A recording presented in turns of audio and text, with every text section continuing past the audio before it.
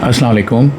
मैं हूं डॉक्टर अहमद नदीम भाई और अब आज हम लेकर आए हैं यूट्यूब का वीडियो कि जो ख़वातीन में जो स्पेशली जो चाइल्ड बेयरिंग एज होती है, जवान औरतें जो और जिनके बच्चे हैं छोटे, उनमें जो समझें आप 20 साल से लेके 45-50 साल की उम्र तक ज़्यादा हम इस पे बात करेंगे और जनरल वैसे सारी सब पे बात करेंगे कि उनमें दर्दें होती हैं जिस्म में, तो उनकी क्या क्या वजूहात होती हैं और उससे कैसे बचा जा सकता है, उसका क्या इलाज है।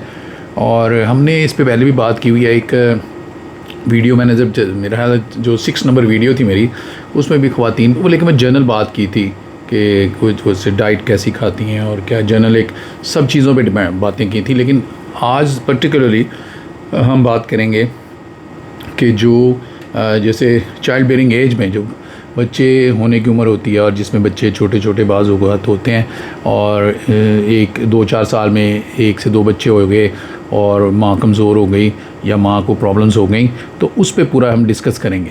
तो ये मैंने स्लाइड्स बनाई हैं, तो वो मैं साथ साथ आपको दिखाता जाऊँगा और साथ साथ हम बात भी करते रहेंगे, ठीक है ना जी। तो body aches and pains in women, सही है।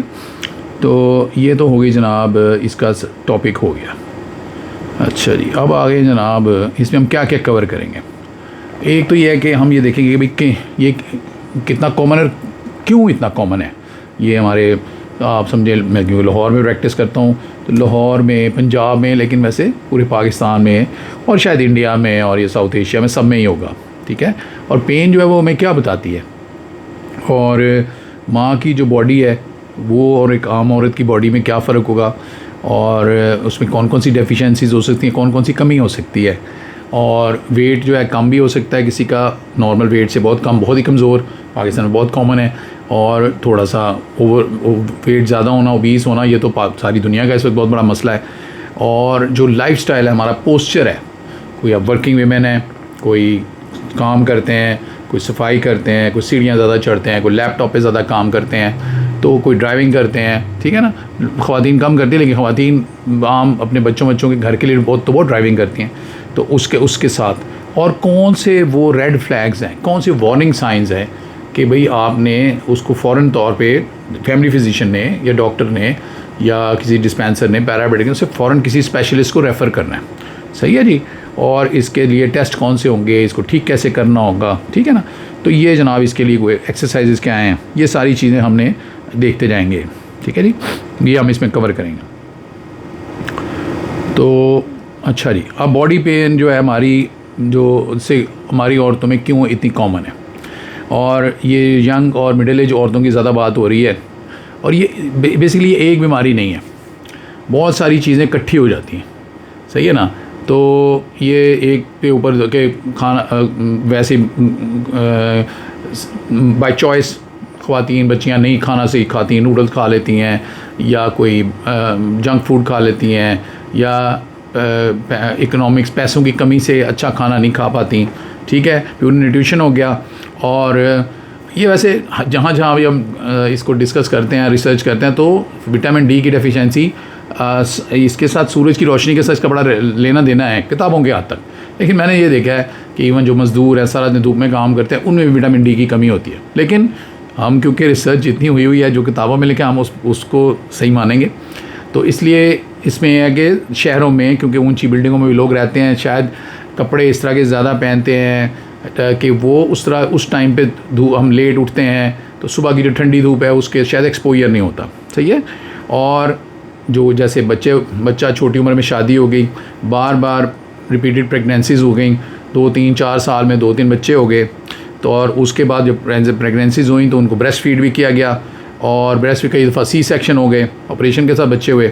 और बड़ा लाइफस्टाइल ऐसा है कि बहुत ज़्यादा उसमें वर्जिश नहीं होती, या इंडोर में ही रहते हैं, बाहर इतना चलते नहीं। तो ये सारी चीज़ें मिल के ये इकट्ठी होते होते तो माइल्जियाज़ या दर्दें शुरू हो जाती हैं, और ये सब। तो अब ये है कि अब इसमें आएंगे, जैसे छोटी उम्र में शादी होना, ये भी एक वजह है, ठीक है। और जल्दी प्रेगनेंसीज़ होना, अच्छा, और ब्रेस्ट फीडिंग सबसे आसान है। अगर ब्रेस्ट फीडिंग माँ ने शुरू कर दी तो बच्चे की वीनिंग लेट की 6 महीने में उसको सॉलिड चीज़ें खिलाना शुरू करनी है, लेकिन आसान है, चलो जी दूध पिलाते गए और उसकी वीनिंग लेट हो गई तो ब्रेस्ट फीड लंबा ले गए, 2 साल तक 3 साल तक पिलाते रहे, माँ बहुत कमज़ोर हो गई, ठीक है। और खाया बहुत कम, आयरन ना खाया, ठीक है, कैल्शियम प्रोटीन गोश्त वोश ना खाया, और जो वही फिर इंडोर लाइफस्टाइल, कवर्ड कपड़े और वही सनलाइट और विटामिन डी की कमी, ठीक है, या बैठे रहे जो है बच्चों को संभालते रहे, कोई सीने परोने का काम, कोई कपड़े सीने का काम करते रहा, कोई फ़ोन पे काम करते रहे, कोई कॉल सेंटर पे काम किया, किसी ने अपने फ़ोन पे उठाया हुआ घंटा इधर कॉल, घंटा माँ को फ़ोन, घंटा किसी को फ़ोन, और लैपटॉप्स में काम किया, जॉब की, घर में कोई काम ऐसा ऑनलाइन किया, लैपटॉप्स में रहा, पोस्चर गलत हुआ, सही तरीके से बैठे नहीं तो दर्दें निकलनी हैं। तो चाय के साथ, खाने के साथ चाय पी ली, सही है, चपाती खाई, उसमें जनाब इतना आयरन नहीं होता, सही है, तो खाने के साथ जब चाय भी पी लो उसमें भी होता है। तो विटामिन डी की डेफिशिएंसी तो यकीन करें आप किसी को भी चेक करें तो मेरा तो ख्याल है, शायद परसेंटेज तो मैं नहीं बात करूँगा, लेकिन मुझे लगता है 50% से भी ज़्यादा है, बहुत ही हाई है। और ये जो बच्चों वाली उम्र होती है उसमें अगर माँ की टेस्ट करें तो जो एनीमिया है, एनीमिया रिप्रोडक्टिव जो एज है उसमें एनीमिया भी मेरा ख्याल है 50% ज़्यादा है, दो में से एक खातून को ज़रूर होगा, सही है। तो ये तो इसलिए एक पूरी खातून का इलाज होगा, उसमें सिर्फ एक HB को देख के आप उसमें अगर किसी में HB कम है कोई कॉज या विटामिन डी कम है तो इसका मतलब ये थोड़ी है कि उसको सिर्फ विटामिन डी नहीं खा रही, इसका मतलब जनरल उसका खाना इतना अच्छा नहीं है और उस वजह से वो जब बारी बारी अब सारी चीज़ें चेक करेंगे तो अक्सर चीज़ें वो कम होंगी। तो इसलिए सारी चीज़ें उसकी ऐसा डाइट ठीक करेंगे वो सारी चीज़ें ठीक हो जाएंगी। वही बताया, अगर एक्सरसाइज चाहिए, को मूवमेंट चाहिए, तो ये सारी चीज़ें आपको एज ए होल देखना पड़ेगा पेशेंट।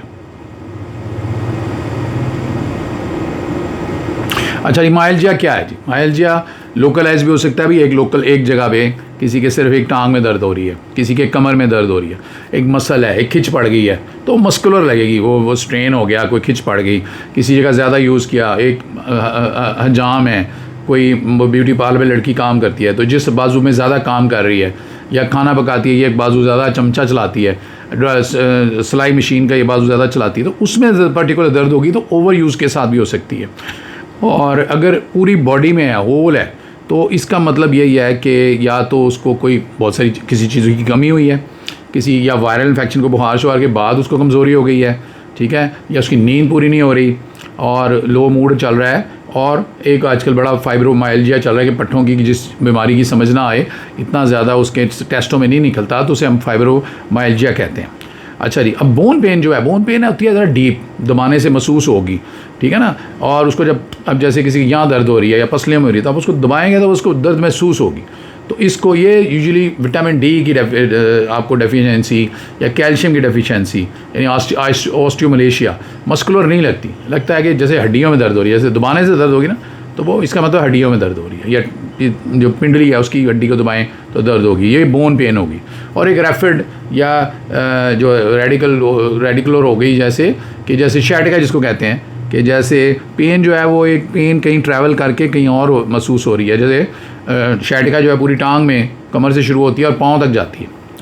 अच्छा, अब की क्वेश्चन जो है ना वो क्या होगा, किसी भी पेशेंट के लिए जो सबसे ज़रूरी सवाल वो आपसे पूछेगा ये हड्डी दर्द कर रही है या मेरा मसल दर्द कर रहा है या कोई मेरी नर्व दर्द कर रही, सही है। तो इसलिए वो आप उसको क्योंकि उसके मुताबिक ही उसका इलाज होगा, तो वो इसलिए।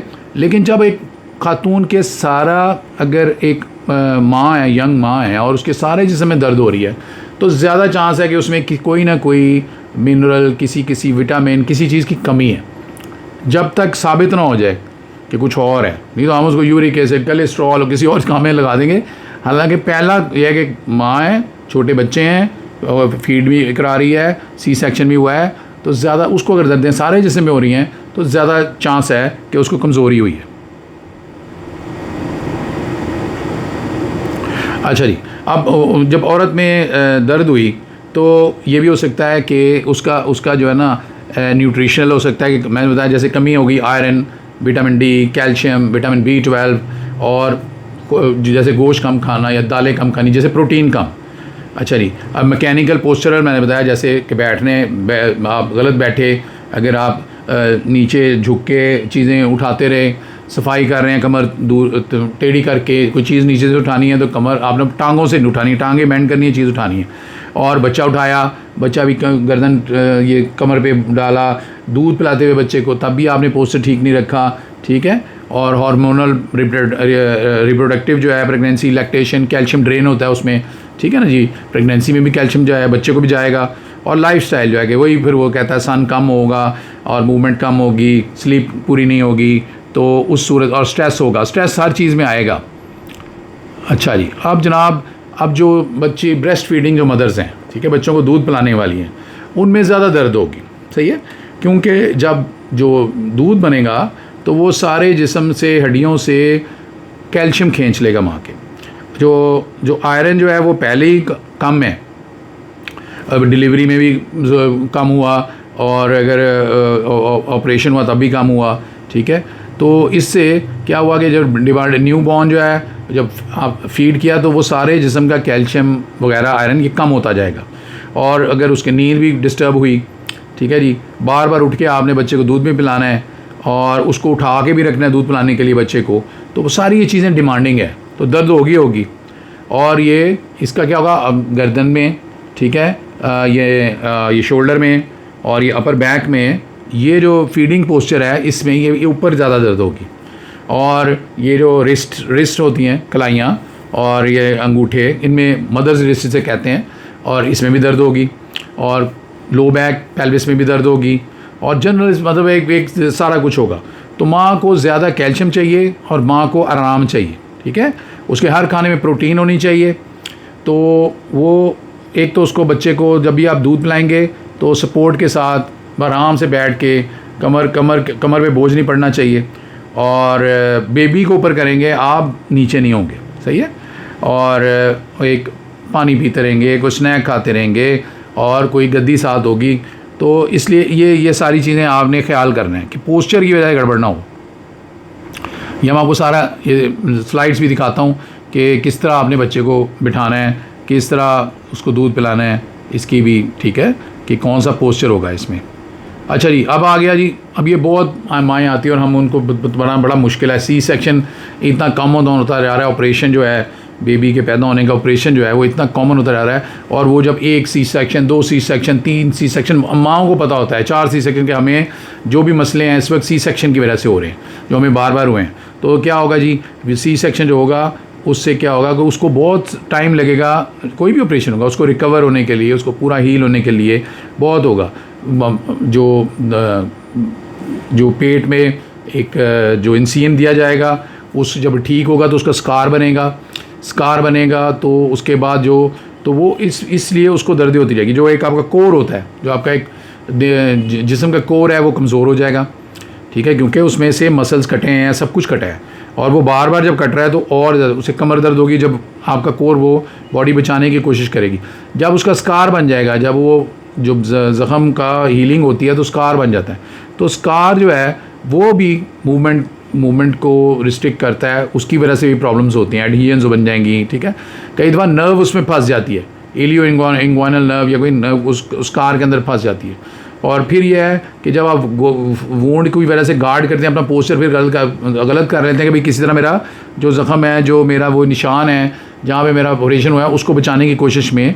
तो इसके लिए आप क्या करना चाहिए कि एक तो जो अपनी वही जो वक्त के साथ साथ प्रेगनेंसीज़ में थोड़ा वक्फा होना चाहिए, और जब सी सेक्शन होगा तो उसके बाद आहिस्ता उसको जेंटल और आराम से उसकी हल्की वो डॉक्टर साहबा से पूछ के उसकी एक्सरसाइज वगैरह करेंगे, उसकी हीलिंग सही करेंगे, स्कार का मसाज किया जाना चाहिए, मोबिल आहिस्ता।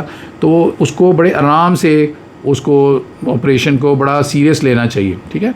इसकी भी अलहदा एक स्लाइड में अलहदा भी बनाई हुई है। अच्छा, अब ये जो सबसे कॉमन अब मुकाबला हो रहा है दो चीज़ों में, एक मेरा आयरन में की कमी है और एक विटामिन डी की कमी है। ये पाकिस्तान में इस वक्त ये दोनों चीज़ें ज़्यादा, विटामिन B12 और बहुत सही सुनेंगे आप, कैल्शियम, लेकिन जो हम टेस्ट देखते हैं उनमें ये दो चीज़ें बहुत कम है, कॉमन है। और आयरन डेफिशिएंसी है और जो इसकी वजह से नीमिया हुआ है। अच्छा जी, अब क्या हुआ, जब आयरन कम होगा तो क्या ऑक्सीजन भी कम होगी, ठीक है, उससे मसल्स में भी ऑक्सीजन कम होगी, क्योंकि ऑक्सीजन कैरी करता है ये।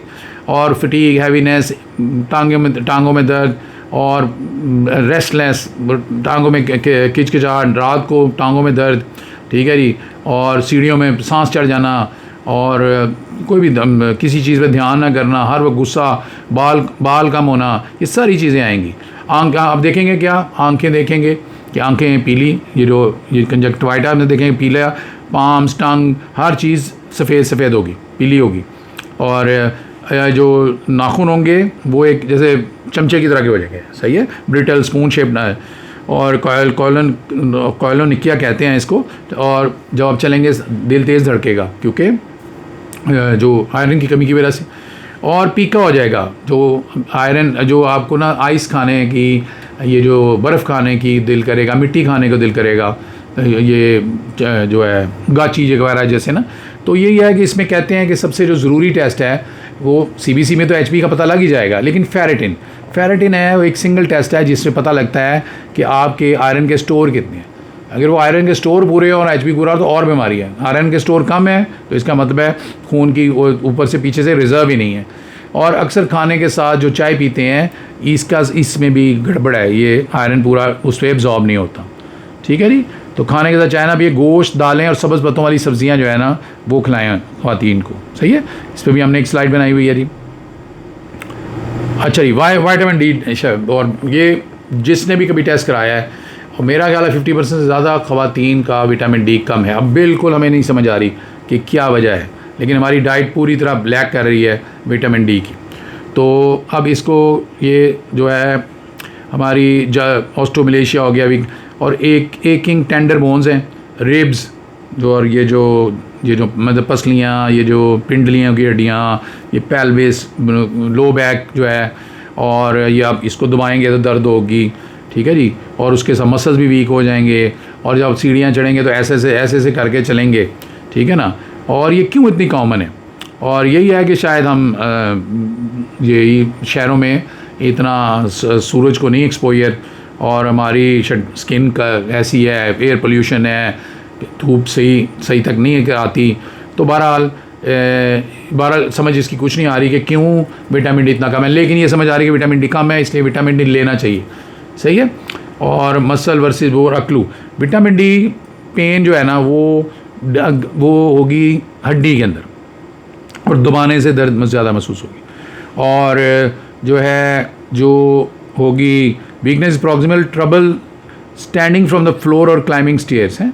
जब आप ज़मीन से ऊपर खड़े होंगे या सीढ़ियाँ चढ़ेंगे तब ज़्यादा तकलीफ़ होगी, ठीक है ना। तो ये और जो है इसलिए, और ये कैल्शियम की भी कमी होगी।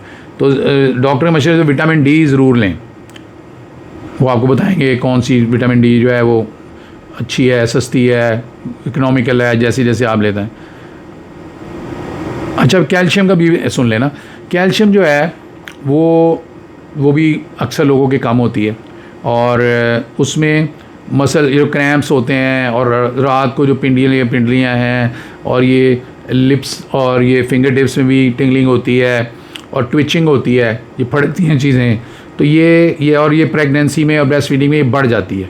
और विटामिन D और कैल्शियम ये इकट्ठे चलते हैं, अगर एक चीज़ कम है तो दूसरी चीज़ भी कम हो जाएगी। विटामिन D जो है वो ज़रूरी होता है कैल्शियम की एब्जॉर्प्शन के लिए, क्योंकि विटामिन D हर बंदे में कम है, इसलिए कैल्शियम ही कम है, सही है ना। तो दोनों को आपने ठीक करना है। विटामिन D कम हुआ, कैल्शियम एब्जॉर्प्शन कम हुई, और बोन ने कैल्शियम कम कर दिया, और आपको जो है ना जो ये जैसे कहते हैं कड़ाल पड़ना, हड्डियाँ कमज़ोर, ये सब कुछ होना चाहिए। तो दूध, दही और पनीर लेंगे आप, कैल्शियम और विटामिन D साथ साथ लेंगे। अच्छा, अब विटामिन B12 आ गया, विटामिन B12 और फोलेट।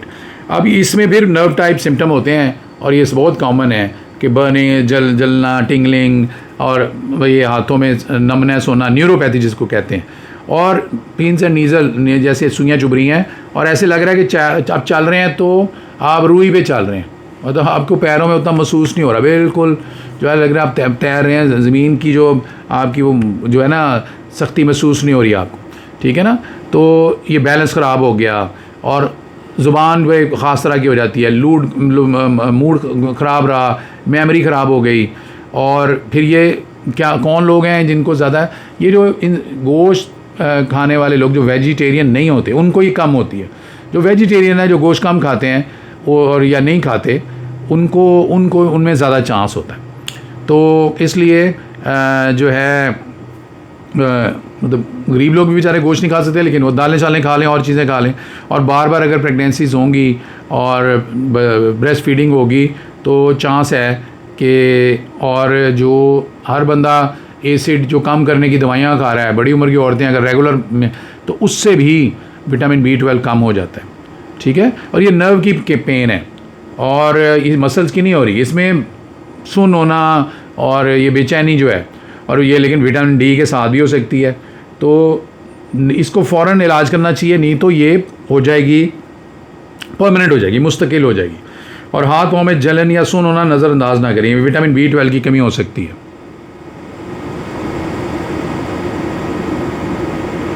अच्छा जी, अब एक वही जैसे बता रहा था, शुरू में बताया मैंने कि जो ख़वातीन जो है, या अब तो ये आ गया जंक फूड, बचपन से बच्चे ने सही नहीं खाया, बिस्किट और ये केक्स, जूस और नूडल्स, इस तरह की चीज़ें खाई, और सही ऑर्गेनिक सही हेल्दी फूड ही ना खाया, कोई साबूदाना, कोई इस तरह की चीज़ें, रोटी छोटी, सालन, सब्ज़ियाँ, फल, अंडे, दालें, ये चीज़ें नहीं खाई, ड्राई फ्रूट्स, दूध, तो उस सूरत में वो बच्चे, वो औरतें शुरू से कमज़ोर होंगी, और उसके बाद छोटी उम्र में शादी हो गई या बार बार प्रेगनेंसीज हो गई ऊपर तले, और सी सेक्शन हो गए, ब्रेस्ट फीडिंग हो गई, तो ये सारी ख़वातीन हैं कमज़ोर। ठीक है। तो अब क्या होना है, इनको प्रोटीन बहुत कम है, मसल वेस्टिंग हो गई, वीकनेस हो गई। ठीक है ना जी, आयरन, विटामिन, वही D, B12, कैल्शियम, सब कुछ, सारा कुछ कम है। और वो है कि हम जो है ना, पेन जो है ना, वो पतले बंदों में हम यूजली एक्सपेक्ट नहीं करते, सही है ना। तो इसलिए इनको भी आपने पहले देना है, एक तो प्रोटीन्स देनी है, ठीक है जी, और हर खाने में कोई अंडा, दाल, चने, ड्राई फ्रूट, इस तरह की कोशिश जो भी अफोर्ड की जा सकती हो। और जैसे हम हमेशा कहते हैं, वो जो मैंने पिछली वीडियो भी बनाई थी, 6 नंबर जो वीडियो थी, उसका भी मैं लिंक साथ शेयर करूँगा, कि जिसमें हम, औरत हमेशा एंड में खाती है, तो यहाँ पे औरत को, माँ को या औरत को सबसे पहले खाना दें या साथ दे दें, ताकि वो चीज़ मिस ना हो। ठीक है ना। तो हर खाने के साथ उसको प्रोटीन देनी है, अंडा, ये दूध वगैरह, दालें, गोश्त, चिकन, ठीक है ना। और ये सारी चीज़ें आपने ख़त्म करनी है, ये जो इसकी कमी है, इसको ख़त्म करना है। और ओवरवेट जो है, वो तो ओवरवेट तो हो ही रहे हैं लोग, ये तो इस वक्त दुनिया का सबसे बड़ा मसला है। तो जब ओवरवेट होंगे तो वो तो यही है ना कि आप जब वज़न उठाएंगे, अब अगर मेरा वज़न 80 किलो होना चाहिए या 70 किलो होना चाहिए, और मैं 90-95 पे लेके 20-25 किलो साथ कैरी लेके रखे फिरूँगा, तो मेरे घुटने में भी दर्द होगा, कमर में भी दर्द होगा, हर जगह दर्द होगा। ठीक है ना। तो ये क्या करेगा, हर जगह पे पड़ेगा, पैरों पे पड़ेगा, हील्स, सोल्स, ये प्लांटर फेशियलिस, और ये जो फेशियलिटिस हो गया, एकिंग नीज़ हो गई, ये सारी की सारी मसल्स वीक होंगे, विटामिन D जो है वो भी फंस जाएगा, फैट में चला जाएगा, तो हर चीज़ की डेफिशिएंसी होगी। और डायबिटीज़ का भी शक होगा, या प्री डायबिटीज़ हो जाएगी। ठीक है ना। तो इसलिए ये आपने ये देख लें, जब भी कभी आप कहेंगे जी ये इसका वज़न ज़्यादा है, ये तो ठीक है, हेल्दी है, तो नहीं, उसमें डेफिशिएंसी फिर भी हो सकती है। ठीक है ना। तो आहिस्ता आहिस्ता आपने उनको एक्टिव करना है, थोड़ा थोड़ा एक्टिव हो सकते हैं, थोड़ा थोड़ा आप चल सकते हैं, बहुत ज़रूरी नहीं कि बहुत तेज़ आपने चलना है। ठीक है ना। और जूते कुशन ले सकते हैं। ठीक है ना। तो विटामिन D, फेरेटिन, शुगर, ये सब चीज़ें आप देखनी है, लेकिन चलना फिरना शुरू कर देना आपने, थोड़ा चलें, छत पे चलें, घर में सीन पे पहले चलें। शैटिका जो है सबको बहुत से लोगों ने सुनी होगी कि ये टांग में होती है, लो बैक से शुरू होती है, बटक पे जाती है, बटक से बैक ऑफ थाई में जाएगी, काफ में जाएगी, और ये पाँव तक जाएगी। तो और ये बड़ी शार्प होती है, एक टांग में होती है। ठीक है ना। तो इसलिए इसके शक पड़ेगा जब भी कभी, ये एक सिम्टम है। ठीक है ना। तो ये अब पता नहीं किस जगह पे क्या प्रॉब्लम रही है, लेकिन ये सिम्टम यही है कि ऐसे ऐसे जा रही है। तो टांग में नीचे की तरफ जाने वाला दर्द अमूमन कमर की नस के दबाव की तरफ होता है, इसको शैटिका कहते हैं। ठीक है ना। और ये मूवमेंट के साथ, सिंपल मेजर्स के साथ, बेड रेस्ट के साथ ये यूजुअली ये ठीक भी रहती है, लेकिन कई लोग कहते हैं बेड रेस्ट के साथ सीवियर भी होते हैं। तो थोड़ी थोड़ी चलते फिरते चलना रही है, L4 और S1 का यूजुअली प्रॉब्लम होता है।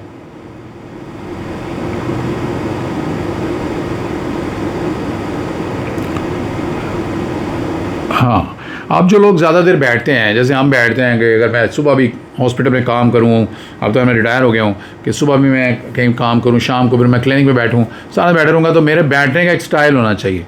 अगर मैं ऐसे नीचे झुक के बैठूँगा, लैपटॉप पे काम करता रहूँगा, तो बहुत सारे मसले पैदा होंगे। तो मुझे ऐसे जैसे ऐसे बादशाहों की तरह बैठना चाहिए, कमर को ऐसे पीछे लगाना चाहिए, लैपटॉप को मुझे ऊंचा रखना चाहिए, ठीक है ना। तो ये क्या करना चाहिए कि स्क्रीन ऊंची कर लेनी चाहिए, ये गर्दन, शोल्डर, ये सारी ऐसे करके बैठना चाहिए, सही है ना। तो ये एक जैसे वर्क स्टेशन बनाएं, आप अपना लैपटॉप ऊंचा करें, अपनी सेहत का ख्याल रखें, और एक कीबोर्ड नया लैदर रख लें, वो ऊंचा रख लें, और तो इस तरह के, ताकि ये सारी चीज़ों से आप बच सकें, ठीक है ना। आई लेवल पे आपकी स्क्रीन होनी चाहिए। तो और मूवमेंट है, सबसे ज़्यादा मूवमेंट चाहिए, और हर 30-45 मिनट के बाद 2-3 मिनट चलें, ठीक है। ये शोल्डर करें, ऐसे थोड़ा सा फिर वो चलें, थोड़ी सी वर्जिश करें, ठीक है। तो छोटी सी एक वॉक जो है वो आपकी अच्छी से अच्छी कुर्सी, हम 50,000 की, लाख रुपए की कुर्सी पे लेके बैठ जाएं सुबह से शाम तक, आप फिट नहीं, आपकी दर्दें नहीं ठीक हो सकती हैं, कमर कोई ना कोई प्रॉब्लम। लेकिन अगर आप हर 2-4 मिनट के बाद 2-4 मिनट के लिए वॉक करें, हर आधे घंटे बाद, 1 घंटे बाद, वो बेस्ट है, ठीक है। तो ये जनाब ये हो गया, इसका हो गया। और इसी तरह ये लैपटॉप के लिए हमने इसकी भी एक तस्वीर बनाई हुई है, पोस्चर कैसा होना चाहिए। अच्छा, इसी तरह आ जाती है ड्राइविंग में भी है कि आपको इस तरह आराम से टेक लगाने वाली जगह होनी चाहिए, टांगें ऐसी, टांगें और ये थाइज़ और जो शिन्स हैं इनका 90 डिग्री का एंगल बनना चाहिए, ऐसे करके आपने बैठना चाहिए, और ऐसे करके आपने स्टीयरिंग पकड़नी चाहिए। अब आजकल तो बाइक्स भी बहुत आ गई हैं, लड़कियाँ बाइक्स चला रही हैं, तो आपने ये सारा ये इसका पोस्चर बहुत इंपॉर्टेंट है। लंबे सफ़र में हर घंटे बाद आप रुकें, और अब मोटरवेज़ पे भी एक रखे होते हैं, रेस्ट एरियाज़ होते हैं, और आप उधर रुकें, आराम से पार्क करें गाड़ी, थोड़ा सा 2-3 मिनट चलें फिरें, फिर आगे चले जाएं। तो ये अपने बचाना जो है ना वो बहुत ज़रूरी है। और इसका भी मैंने अब तस्वीर बनाई हुई है। और जो ये सीढ़ियाँ हैं और खड़ा होना, और सीढ़ियों से कैसे चीज़ें, सीढ़ी का हमेशा जो साइड पे उसकी रेलिंग लगी, जो उसके साथ कोई जो सहारा है उसको लेकर चलें, ठीक है। और बड़े बड़े एहतियात से, बहुत लंबा खड़ा ना हुआ करें। बेबी को उठाना है तो कभी एक साइड पे उठाएं, कभी दूसरी साइड पे उठाएं, ठीक है ना। ये सारी बच्चे को बारी बारी दोनों तरफ उठाएं, सीढ़ियाँ आहिस्ता और सहारे से चढ़ें। तो ये सारी चीज़ें जो है ना ये इसमें बहुत इंपॉर्टेंट है बचने से। हाँ, और ये स्टेयर्स और बच्चा कैसे, आपने स्टेयर्स में कैसे बच्चा उठाना है, ठीक है। और फुल अब आ जाता है पाँव में, हील में या टांग में जो दर्द है, तो ये मैंने आपको बताया था प्लांटर फेशाइटिस है, और ये भी आहिस्ता ठीक हो जाती है। तो ये सारी चीज़ें आपने देखना है, पैर खड़े हैं, और ये अगर हील्स हैं, हील्स में क्रैक्स हैं, नमनेस है, अगर फीट में तो B12 की डेफिशिएंसी है। फुटवेयर जो होता है, जूता बहुत मैटर करता है। फ्लैट और हार्ड चप्पल्स हैं, हाई हील्स दोनों बुरी हैं, ठीक है ना।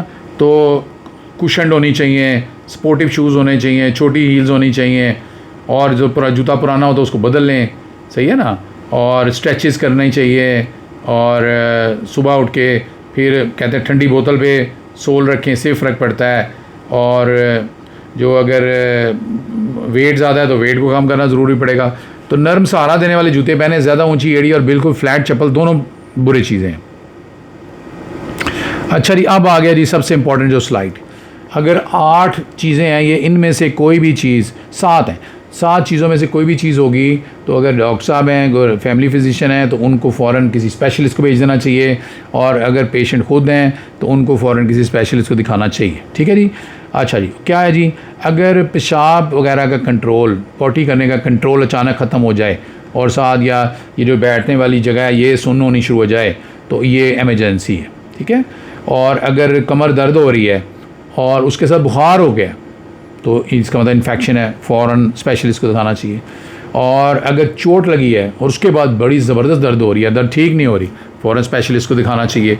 और अगर पिंडली में बहुत ज़्यादा स्वेलिंग है, लाल हो गई है, गर्म हो गई है, तो ये हो सकता है DVT, वो क्लॉट बन के चला गया है, ये भी फ़ौरन किसी सर्जन को, स्पेशलिस्ट को दिखाना चाहिए। और प्रोग्रेसिव टांगें कमज़ोर रोज़ और कमज़ोर होती जा रही हैं, और पाँव ड्रॉप हो गया, लुढ़क गया है, पाँव सुन्न होना शुरू हो गया है, तो इसका मतलब है जैसे कोई GBS होता है, ज्ञान बारी सिंड्रोम या कोई भी नर्व का प्रॉब्लम हो रहा है, इसको भी फ़ौरन डॉक्टर को दिखाना चाहिए, स्पेशलिस्ट को। अगर अचानक वज़न कम हो रहा है, रात को दर्दें हो रही हैं, कैंसर की हिस्ट्री है, तो फ़ौरन डॉक्टर को दिखाना चाहिए। और दोनों टांगों में दर्द और चला नहीं जा रहा, तब भी फ़ौरन स्पेशलिस्ट को दिखाना चाहिए। ये 8-7 हो गए आपके रेड फ्लैग्स। अच्छा जी, सबसे जो ज़रूरी चीज़ क्या है? सबसे ज़रूरी चीज़ है कि हिस्ट्री जो है ना, हिस्ट्री लेनी है कि भाई जो है दर्द कहाँ है, कहीं जा रही है, ठीक है जी, प्रेगनेंसीज कितनी हैं, डिलीवरीज कितनी, सी सेक्शन कितने, ब्रेस्ट फीडिंग अभी हो रही, ले रहे हो कि नहीं रहे, डाइट में गोश्त खाते हैं, चाय कितनी पीते हैं, दूध कितना पीते हैं, सूरज का एक्सपोजर है कि नहीं है, और बैठते कितना है, काम क्या करते हैं, स्क्रीन कितनी देखते हैं, ठीक है ना, और ड्राइविंग, सीढ़ियाँ घर में कितनी हैं, बच्चे कितने बच्चे उठा के फिरते हैं, आप काम करते हैं, सफाई करते हैं, ठीक है ना, सोते कितना है, मूड कैसा है, फटीग कितनी है, और रेड फ्लैग तो नहीं है जो साथ हमने चीज़ें देखी हैं। ये तो आपने पूछी हैं चीज़ें। उसके बाद देखना क्या है, आपने एनीमिया देखना है कि पिलाहट तो नहीं है, नाखून, ज़ुबान, वज़न, वो BMI जो होता है वो भी देखेंगे, और वो भी किसी और वीडियो में बताएंगे BMI जो है क्या है। और बोन्स में दर्द तो नहीं हो रही, वही पिंडली और ये यहाँ की दबा के देखेंगे, और जो करीब के मसल्स हैं उनकी पावर कैसी है, और कमर में हिलने शिलने से, टांग ऊंचा करने से दर्द तो नहीं हो रही, रिफ्लेक्सेस, सारी चीज़ें देखेंगे। और हमने देखना है वही सबसे पहले शिन, और उसको दबा के देखना है, स्टर्नम को दर्द होती है तो विटामिन D या ऑस्टियोमलेशिया है। और अगर ज़मीन बैठ के खड़ा होने जाना मुश्किल है तो कोई विटामिन D की फिर कमी है, प्रॉक्सिमल मायोपैथी है। और अगर टांग सीधी उठा रहे हैं और उठाई नहीं जा रही, दर्द होती है, कमर में जा रही है, शैटिका है। अगर ये पैलर है बहुत ज़्यादा, लाली बिल्कुल नहीं है, और नाखून जो है वो उस तरह के चमचे की तरह के हैं, तो एनीमिया है, ठीक है ना। तो ये सारी चीज़ें आपने हिस्ट्री में पूछनी है। अच्छा जी, टेस्ट अब बहुत सारे लोग आते हैं, कोई CT स्कैन करा लाता है, कोई MRI करा लाता है। तो हमने बेसिक पहले ज़रूरी टेस्ट करें, वो भी महंगे हैं, इतने सस्ते नहीं हैं। लेकिन एक ही तो मरीज़ को बार बार नहीं भेज सकते, एक बार यूरिक एसिड करा लाते हैं, कभी आधा मरीज़ कोलेस्ट्रॉल करा लाता है, हर बंदा कोलेस्ट्रॉल करा लाता है।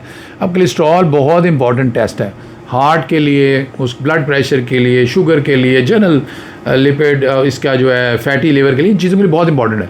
लेकिन एक बंदे को दर्द हो रही है, अगर चाइल्ड बेयरिंग एज है, 2-3 छोटे छोटे बच्चे हैं, ब्रेस्ट फीडिंग करा रही है, उसको लिपिड प्रोफाइल से पहले एनीमिया देखना चाहिए, विटामिन D देखनी चाहिए, तो फेरेटिन देखनी चाहिए, ठीक है ना।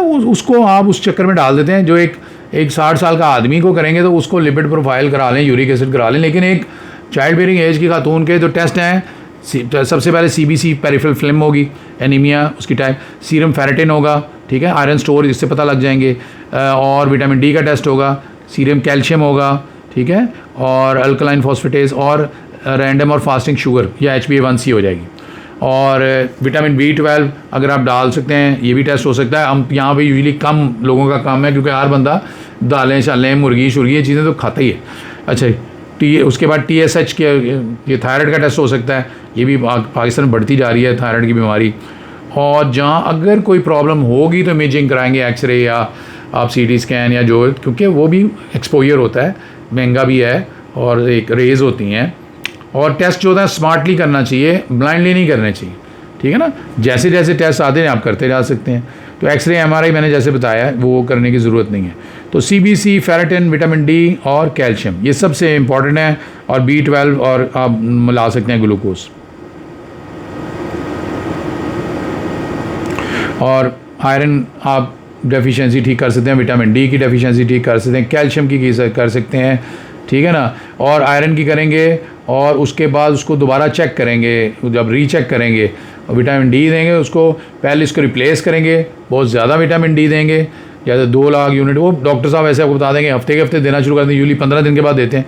आप जल्दी से देना शुरू कर देंगे, अगर बहुत कम है, हमने तो ऐसे ऐसे विटामिन D देखे हैं, इतने काम के आप तसव्वुर भी नहीं कर सकते। और उसके बाद फिर उसको आप रेगुलर देते रहेंगे, सही है जी। और उनका चेक करते करते, इस तरह कैल्शियम, B12, ठीक है। तो प्रिंसिपल ये है कि पूरी पिक्चर देखनी है, और उनको दवाई लिख के भूल नहीं जाना, दोबारा रीचेक करना है। किसी को आपने कोई लिखे हैं जी, कोई आपने कोई टीके लिख दिए हैं आयरन के या क्या, तो उनको जितने भी टीके लगने हैं उसके बाद आपने उनको चेक करना है कि भाई इनका HP ठीक हो गया, फेरेटिन पूरा हो गया, सब कुछ हो गया, सही है ना। तो ये सारी चीज़ें आपने देखनी है। और अगर आयरन कम है तो क्यों कम हो रहा है, अगर एक बंदे का वैसे ही कम हो रहा है तो कोई उसका मेंस्ट्रुअल साइकिल का प्रॉब्लम है, कोई उसको पाइल्स की प्रॉब्लम है, जो कुछ ना कुछ आपको देखना पड़ेगा। कोई GIT का कोई प्रॉब्लम हो रहा है तो आपने देखना है। अच्छा जी, अब ये है कि जो डेली हैबिट्स है और ये जो आपकी पोस्चर, मूवमेंट, स्ट्रेंथ, ये बहुत ज़रूरी है। रोज़ाना थोड़ी सी वॉक, थोड़ी सी धूप, दुरुस्त बैठने का अंदाज दर्द का जो बेहतरीन इलाज है, ठीक है ना। तो इसके लिए हमने बहुत सारी काफ के, हैमस्ट्रिंग के मसल्स हैं, स्ट्रेचेस हैं, कोर और बैक के हैं, पोस्ट नेटर कोर पेल्विक के हैं, ठीक है। तो जो ये सारी चीज़ें, बच्चे को किस तरह आपने दूध पिलाना है, और एक कभी लेफ़्ट साइड पे बच्चे को उठाना है, कभी राइट साइड पे उठाना है, और छोटा और बार बार रेस्ट करना है, ठीक है ना। ये नहीं है कि आप 10 दिन रात बच्चे को संभालें और उसके बाद 10 दिन के बीमार हो जाएं, तो बेहतर है थोड़ा थोड़ा रेस्ट रोज़ करते रहें, ठीक है जी।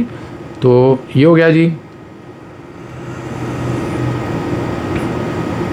तो ये हमने कुछ कोर एक्सरसाइजेज भी हैं, एक बर्ड डॉग है, एक ये ग्लूट ब्रिज है, ये आप लेटें और ये हिप्स को ऊपर कर लें, और ये डेड बग की भी एक एक्सरसाइज होती है।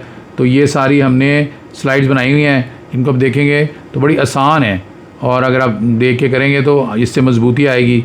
इस तरह बर्ड डॉग की जो है वो अलहदा भी एक बनाई हुई है, वो हिप की अलहदा है, इसकी सब की तस्वीरें हैं और उसकी पूरी तफसील है। तो अब आपने जो प्लेन एडवाइस जो आपने देनी है वो क्या देनी है कि आपका दर्द जो है, अगर पहले कि आम है, काबिल इलाज है, अच्छा खाएँ हर जगह। और धूप का जिक्र मैं करता हूँ, मैं वैसे मुझे इतना खुद बिलीव नहीं है। और जो दुआ है, अब अक्सर ख़वातीन के हस्बैंड्स शिकायत करते हैं कि जी हमें इसको दवाई लेके दी है लेकिन उन्होंने खाई नहीं। तो मेहरबानी करें, अगर आयरन का कोई आपने सप्लीमेंट ले लिया, कोई विटामिन D, कोई विटामिन C, कोई कैल्शियम, तो प्लीज़ वो जो डब्बी लिया है वो पूरी खा लें। तो पैसे ज़ाया करने की क्या ज़रूरत है, कुछ ना कुछ फ़ायदा वो ज़रूर देगी, ठीक है ना। तो इसलिए पूरा कोर्स करें और उसके बाद दोबारा डॉक्टर को दिखाएं। प्रिवेंशन सबसे ज़रूरी है, और उसमें क्या पॉइंट्स आएंगे। एक, सबसे पहले खाना के प्रोटीन, लहमियात मतलब अंडा, गोश्त, मुर्गी और ये दालें, चने, और आयरन, कैल्शियम जैसे डेयरी दूध और विटामिन C, आयरन, और खाने के साथ चाय ना पियो, ठीक है। पोस्चर ठीक रखो, अच्छे तरीके से बैठो, टो लगा के बैठो, हैं उसका सपोर्ट के साथ बैठो। और ड्राइविंग करते हो, लैपटॉप, कोई भी आप काम करते हो, आप कपड़े सीते हो, तो अपनी कमर को सीधा रखो। नीचे से कोई चीज़ उठाओ तो हमेशा टांगें बैंड करके उठाओ, कमर को दूरा ना करो। सन जो है वो धूप कभी कभी ज़रूर सेकनी चाहिए, ठीक है ना। विटामिन D लेनी चाहिए, स्पेशली जो प्रेग्नेंट और लैक्टेटिंग जो मदर्स हैं उनको, ठीक है ना। और बच्चों में बीच में वक्फा ज़रूर होना चाहिए, रोज़ थोड़ा सा चलना चाहिए, जितना मर्ज़ी चलें आप, क्या कमरे में चलें, छत पे चलें ज़रूर। और उसके बाद अपने टेस्ट ज़रूर करें और दोबारा रीचेक करें उनको कि भाई ठीक हो गए हैं कि नहीं हुए। लो जी, सबसे जो ज़रूरी बातें आपकी जो टेकअवेज़ हैं कि अगर सारे जिस्म में दर्द हो रहा है तो बहुत सारी छोटी छोटी प्रॉब्लम्स इकट्ठी हो गई हैं, ठीक है। और सबसे पहले आपने ये देखना है कि मसल की दर्द है, हड्डी की दर्द है या नर्व की दर्द है, उससे आपको सारी आपका टारगेट बदल जाएगा। विटामिन D और आयरन डेफिशिएंसी सबसे कॉमन है और बड़े हिडन है, और ये ट्रीटेबल है। जब ये पूरी होंगी बंदा बिल्कुल ठीक हो जाएगा। और दूध पिलाना और पिलाना जो C सेक्शन है ये ऐड हो जाता है और दर्दें बढ़ जाती हैं। और पतली खातून को भी प्रॉब्लम हो सकती है और वज़नी औरत को भी प्रॉब्लम हो सकती है। तो इसलिए आपने ये नहीं देखना कि भाई ये पतली खातून है तो ये इसको दर्द नहीं हो सकती, डेफिशिएंसी नहीं हो सकती, और ये वज़न इसका ज़्यादा है तो इसको डेफिशिएंसी नहीं हो सकती। शैटिका हमेशा एक तरफ होगी, ठीक है, दोनों तरफ नहीं होगी। तो ये आपने देख लेना है। और चलने फिरने से ये भी ठीक हो जाती है। और बैठना, लैपटॉप, ड्राइविंग, सीढ़ियाँ चढ़ना, जितने पोस्चर है इसको पोस्चर को ठीक रखें। और जो आपको पता होना चाहिए रेड फ्लैग कौन से हैं वो साथ, और उसमें फ़ौरी तौर पे जो है ना आपने वो जो है उसको फ़ौरन स्पेशलिस्ट को भेज देना चाहिए। और पूरी खातून का एज ए इंसान पूरा उसका इलाज होना चाहिए। कोई एक चीज़ आप आयरन ठीक करके या आप किसी की विटामिन डी ठीक करके नहीं कर सकते। सारी उसकी प्रॉपर हिस्ट्री लेंगे, आप उसकी प्रॉपर जो है एग्जामिनेशन करेंगे, उसके प्रॉपर टेस्ट करेंगे, डायग्नोसिस करेंगे, उनको समझाएंगे, फैमिली को लेंगे, आप फैमिली को साथ मशवरे में लेंगे, हस्बैंड से ज़रूर बात करेंगे, ताकि सब मिलकर जो है ख़वातीन, और ख़वातीन की एजुकेशन बहुत इंपॉर्टेंट है। ख़वातीन जितनी एजुकेटेड होंगी उतनी वो सेहतमंद होंगी, अपना ख्याल करेंगी, अपने बच्चों का ख्याल करेंगी, आगे वो जो उनकी बेटियाँ सेहतमंद लड़कियाँ बनेंगी, सेहतमंद माएँ बनेंगी। जनाब बहुत शुक्रिया जी, खुदा हाफिज़।